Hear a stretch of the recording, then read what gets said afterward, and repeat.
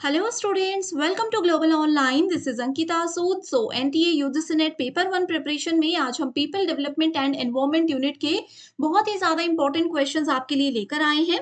ये सवाल ज़रूर अपकमिंग एग्जामिनेशन में एज इट इज पूछे जा सकते हैं, इसीलिए स्टूडेंट्स हर एक क्वेश्चन के आंसर्स के साथ मैं आपको इंपॉर्टेंट एक्सप्लेनेशन भी देने वाली हूँ ताकि इजीली आपके सारे कॉन्सेप्ट्स क्लियर हो जाएं और एग्जाम में आप सभी अच्छा स्कोर कर सकें। सो इसी के साथ फिर सेशन को शुरू करते हैं। Major contributor to carbon monoxide emission in metropolitan areas of India are what? So आप लोगों से पूछा है कार्बन मोनोऑक्साइड यानी कि CO का सबसे बड़ा कंट्रीब्यूटर हमारे इंडिया के मेट्रोपॉलिटन एरिया में कौन सा है? ऑप्शन है इंडस्ट्रियल सेक्टर, यानी कि इसमें बोला जा रहा है कि कार्बन मोनोऑक्साइड सबसे ज्यादा इंडस्ट्रियल सेक्टर में से निकलती है। अगला है डोमेस्टिक सोर्सेस, घरेलू स्रोत जिसको बोलेंगे। नेक्स्ट इज ट्रांसपोर्ट सेक्टर, परिवहन क्षेत्र और एग्रीकल्चर। सो स्टूडेंट्स आप सबको पता होना चाहिए कि कार्बन मोनोऑक्साइड का जो सबसे बड़ा सोर्स है वो होता है आउटडोर एयर, जैसे कि गाड़ियों से निकलने वाला धुआं, ट्रक्स हैं, कार्स हैं, इन सब से जो भी व्हीकल्स होते हैं, व्हीकल्स क्या करते हैं, बर्न करते हैं फॉसिल फ्यूल्स को।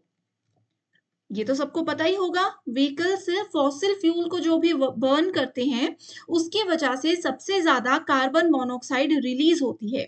ओके, और अगर हम अर्बन एरिया की बात करें तो अर्बन एरिया में सबसे ज्यादा कार्बन मोनोऑक्साइड सिगरेट का जो स्मोक होता है, व्हीकल का जो एग्जॉस्ट होता है, जो धुआं निकलता है, वहां से आता है। सो इस क्वेश्चन में व्हीकल्स किसके अंदर आएंगे? Option number 3, that is transport sector. तो ये बहुत इंपॉर्टेंट क्वेश्चन है, एग्जाम में जरूर एज इट इज आएगा।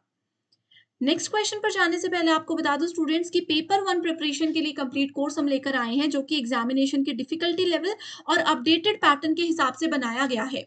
इसमें आज यानी कि 22 जुलाई से हमारा न्यू बैच स्टार्ट हो रहा है। इसमें स्टूडेंट्स हम आप लोगों को 1 ईयर की वैलिडिटी देते हैं, यानी कि अगर आप री एग्जाम के साथ दिसंबर 2024 या अगर आपका टारगेट जून 2025 है तो भी इस कोर्स में आप एनरोल अभी हो सकते हो। अपडेटेड मॉक टेस्ट इसमें से आपको मिलेंगे, as it is questions exam में देखने को मिल सकते हैं। एंड सबसे जरूरी है ये 5000 प्लस एमसीक्यू क्वेश्चन बैंक, जिसमें कि यूनिट वाइज क्वेश्चंस को अरेंज किया गया है। इसमें से आपको 50 में से 35 प्लस क्वेश्चन जरूर पेपर में देखने को मिल सकते हैं। आप सभी के लिए फ्री वीडियोस और मॉक टेस्ट भी अवेलेबल है ग्लोबल ऑनलाइन ऐप पर। आपको स्टोर सेक्शन पर सर्च बार में लिखना है कोर्स का नाम, कंटेंट पर जाओगे तो आप यहाँ पर ड्यूरेशन भी देख सकते हो एंड यूनिट वाइज फोल्डर्स भी देख सकते हो। आप सभी के लिए लाइव क्लासेस भी ऐप पर रहती हैं जो कि बहुत ही ज्यादा बेनिफिशियल है आपके पेपर 1 की प्रिपरेशन में। तो स्टूडेंट्स कोई भी डाउट्स है तो आप गिवन नंबर्स पर व्हाट्सएप के थ्रू हमसे कांटेक्ट कर सकते हो। Which of the following sustainable development goals pertains to climate action? सो आप लोगों से पूछा है कि इनमें से कौन सा सस्टेनेबल डेवलपमेंट गोल ऐसा होता है जो कि क्लाइमेट एक्शन के ऊपर काम करता है। सो वन बाय वन हम देखेंगे। सबसे पहले तो आपको ये पता होना चाहिए कि सस्टेनेबल गोल्स में कितने गोल्स रहते हैं। सो टोटल हमारे पास इसके अंदर 17 गोल्स होते हैं, राइट। गोल नंबर 11 जो है ये किस पर फोकस करता है? ये फोकस करता है सस्टेनेबल सिटीज एंड कम्युनिटीज पर, ठीक है।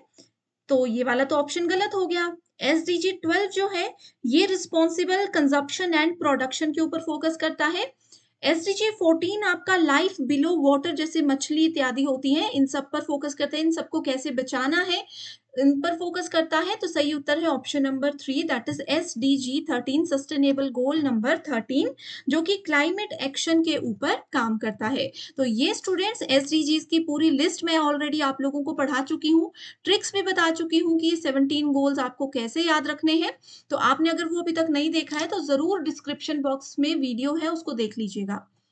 Kyoto protocol was about, so Kyoto protocol 1997 में आया था। ये किस लिए बनाया गया था ये इस क्वेश्चन में पूछा गया है। क्योटो प्रोटोकॉल एक्चुअली क्योटो जो कि एक जगह का नाम है जापान में, वहां पर इसको फाइनलाइज किया गया था।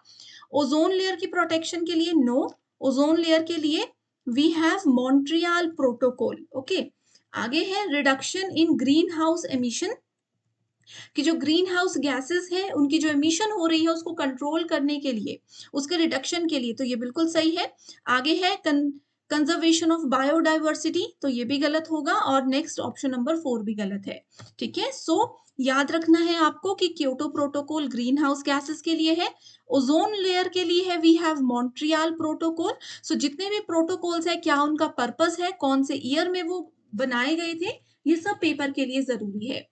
Next question, which of the following substances has the least ozone depleting potential. Ozone depleting potential का क्या मतलब है? देखिए स्टूडेंट्स, हमारे अर्थ में एक ओजोन लेयर होती है, ठीक है, जो कि सूर्य की, सन की जो हार्मफुल अल्ट्रा वायलेट रेज होती है, पर बैंगनी किरणें होती है, उनको हमारी पृथ्वी में आने से रोकती है। ठीक है, क्योंकि ये नुकसानदायक किरणें होती हैं, इनको हमारी पृथ्वी में आने से रोकती है, लेकिन पॉल्यूशन और बहुत सी चीजों की वजह से ओजोन लेयर जो है वो अभी पतली होती जा रही है, जिससे पृथ्वी में हम सबको, पेड़ पौधों, इंसान सबको नुकसान पहुंच सकता है। सो इस क्वेश्चन में पूछा है कि सबसे कम पोटेंशियल वाली ओजोन डिप्लीटिंग सब्सटेंस कौन सा है? क्लोरोफ्लोरोकार्बन्स, नो, हाइड्रोफ्लोरोकार्बन्स, कार्बन टेट्राक्लोराइड, या फिर हैलोन्स। सो ये बहुत जरूरी क्वेश्चन है।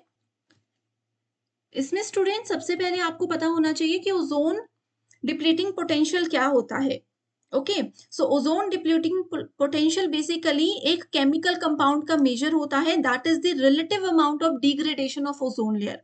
इसमें आपका क्लोरोफ्लोरोकार्बन भी आता है, हेलोन्स भी आता है, कार्बन टेट्राक्लोराइड भी आता है, और हाइड्रोफ्लोरोकार्बन भी आता है। लेकिन हमको लीस्ट पूछा है, तो सबसे कम जो पोटेंशियल है वो होता है हाइड्रोफ्लोरोकार्बन्स का। तो ये भी आपको पता होना चाहिए। अब पेपर में ये भी पूछा जा सकता है कि लीस्ट पोटेंशियल तो हाइड्रोफ्लोरोकार्बन का है, तो हाईएस्ट पोटेंशियल किसका है? चलिए, ये मैंने आपको एक होमवर्क क्वेश्चन दे दिया, जिसका आंसर मुझे कमेंट करके बताओ। अगर नहीं आ रहा है तो भी बता दीजिए, मैं आपको कमेंट में ही रिप्लाई कर दूंगी। Next question, international solar alliance has its headquarter in. International solar alliance का हेडक्वार्टर कहाँ है? यूनाइटेड स्टेट्स, स्विट्जरलैंड, इंडिया या फ्रांस? मोस्ट रिपीटेड क्वेश्चन है, ये बहुत बार आया है। सो इसका सही उत्तर है option number 3, that is India.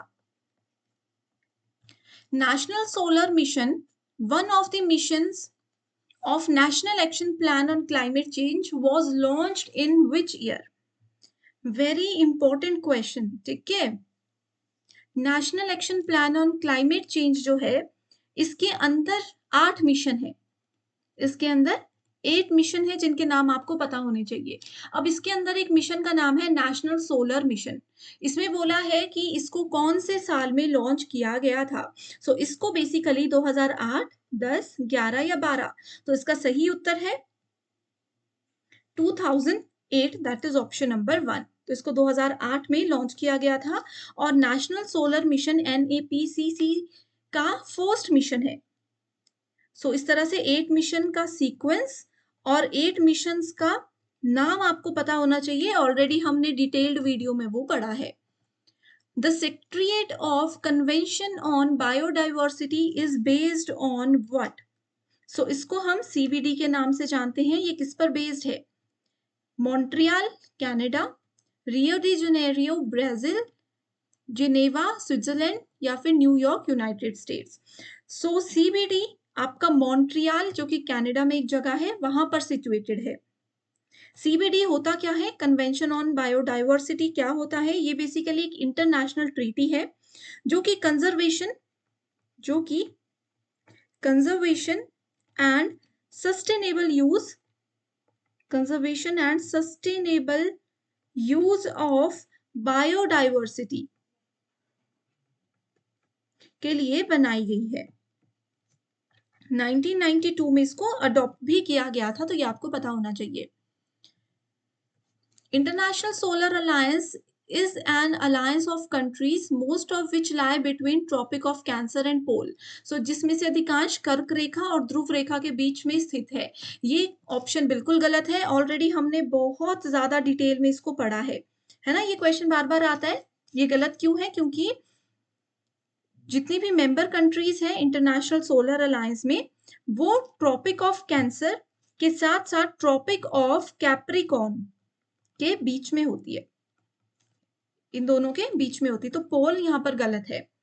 आगे पूछा गया है presently ISA is headed by India. तो ये क्वेश्चन अभी हमने पहले भी पढ़ा कि इसका हेडक्वार्टर कहाँ है, तो इंडिया में है। सो इसका करेक्ट आंसर है first is incorrect and second is correct option. So students, इस क्वेश्चन से मैं उम्मीद कर रही हूँ कि आपको ना चीजें समझ आ रही होंगी कि सेम क्वेश्चन को कैसे घुमा फिरा कर बार बार पूछा जाता है। अगर आपने पीवाईक्यूज ऐसे ही डिटेल में पढ़े हैं तो आपको बहुत ईजी हो जाता है पेपर 1 में अच्छा स्कोर करना।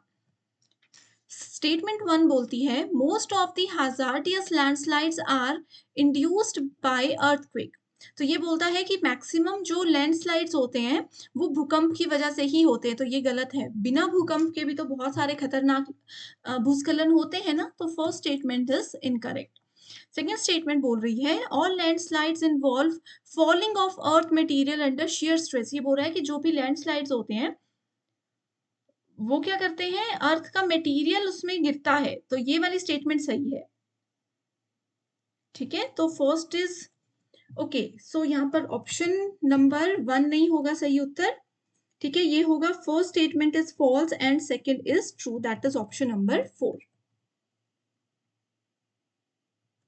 नेक्स्ट है the Montreal protocol to protect earth's ozone layer is to date the only United Nations environment agreement to be ratified by every country in the world.